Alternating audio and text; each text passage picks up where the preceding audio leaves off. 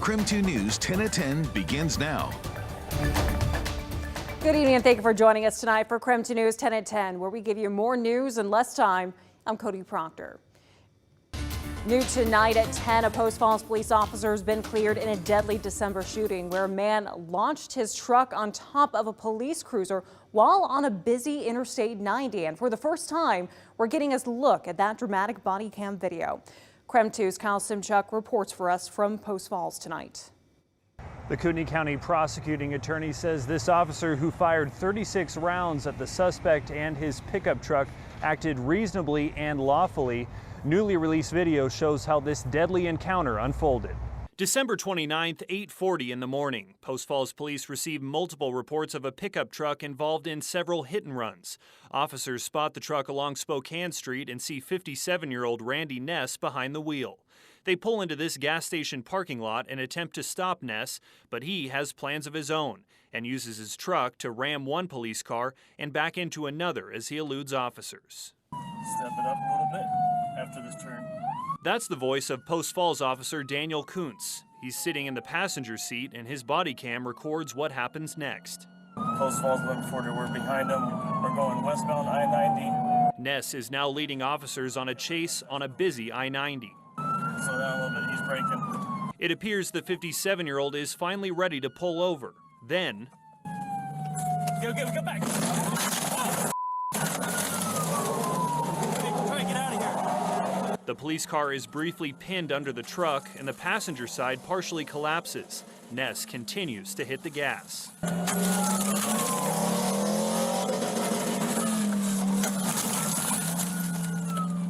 Falls 1140, shots fired!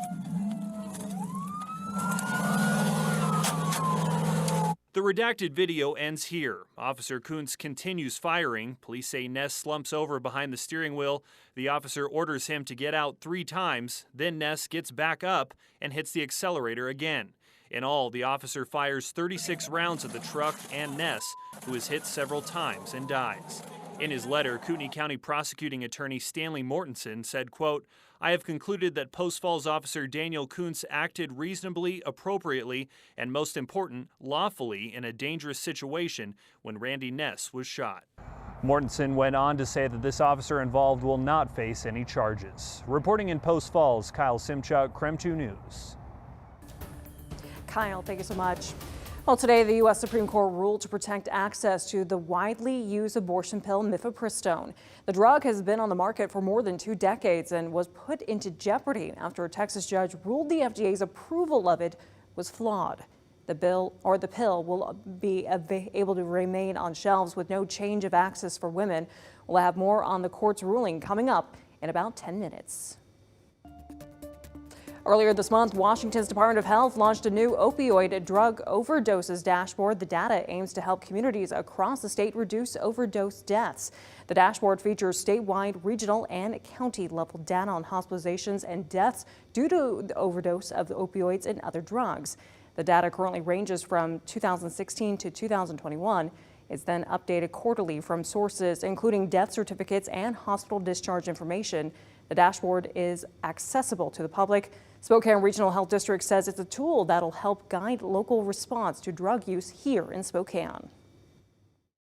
If we can work together as a community, then we can definitely make an impact and at least hopefully start seeing a slower rate with those numbers and potentially a decrease. Across the state, the data shows an upward trend of hospitalizations and deaths. SRHD attributes some of these totals to the COVID pandemic. And earlier this month, the Washington State House passed a bill to recriminalize the possession of hard drugs.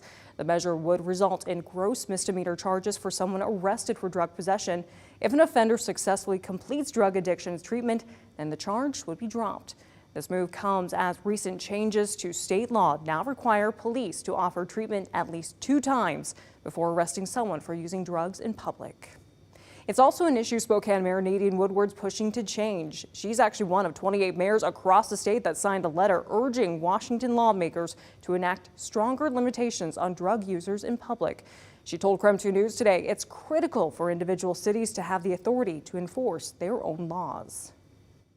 We as cities know our cities better than anybody. And my concern with the bill as it's right now is it's not enough to do what we need to do. We have a drug crisis in our city and in cities across the country. And we have to be able to deal with that. We have to be able to compel people to get help. And we do that through tougher boundaries. Both the state Senate and the state House have independently passed bills regarding public drug use, but now are reconciling any differences between the two before a final version can be approved. By the way, tomorrow is National Prescription Drug Take-Back Day. The Drug Enforcement Agency and Spokane Police will be at different spots around the Lilac City collecting old prescription drugs. The DEA does drug take-back days twice a year so they can dispose of these pills safely. And even though some of the drugs collected aren't illegal, they can be the gateway into illegal drug addictions. And that's how a lot of it starts, the addiction. It's within the home. Statistics show that people get those prescription drugs from family members and friends. So it's a great opportunity to get them out of the house.